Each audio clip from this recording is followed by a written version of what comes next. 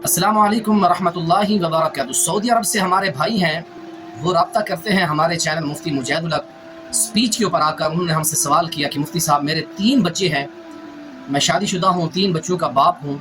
मैंने जज्बात और गुस्से के अंदर आकर एक ही मजलिस के अंदर अपनी बीवी को मैंने 3 तलाक़ें जो एक ही मजलिस के अंदर मैंने दे दी हैं। तो भाई ने हमारे चैनल से नंबर निकाला, हमारे व्हाट्सएप पर आए, हमसे रब्ता किया और अल्हम्दुलिल्लाह हमने उनको फतवा दिया। वो फतवा लेकर अपना खैर खैरियत से अपना घर बसा रहे हैं और अपनी ज़िंदगी गुजार रहे हैं। तो मैं आपके सामने कि हमारे यहाँ एक फतवा होता है, हम वो फतवा जारी करते हैं और हमने उनको दलाइल सारे बताया। तो उन्होंने तकाजा किया कि हम फतवा लेना चाहते हैं, तो हमने उनको फतवा दिया। सूरतुल बकरा आप पढ़ सकते हैं।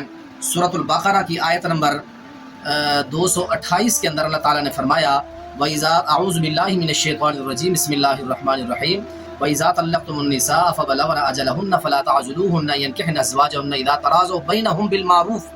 यहाँ अल्लाह ताला ने लड़की के सरपरस्तों और वलियों को मुखातिब करके फरमाया है, जब तुम्हारी बच्चियों को तलाक़ें हो जाए और वो अपनी इद्दत मुकम्मल कर लें, यानी 90 दिन जो होते हैं, 3 मंथ इद्दत के वो गुजर जाएँ, तो फिर मियाँ बीवी ये तलाक़ रजी हो, यानी पहली तलाक़ हो या दूसरी तलाक़, तो उसके बाद खामंद को हक है कि 90 दिन के अंदर अंदर निकाह साबका के साथ रुजू करके ज़िंदगी बसर करे।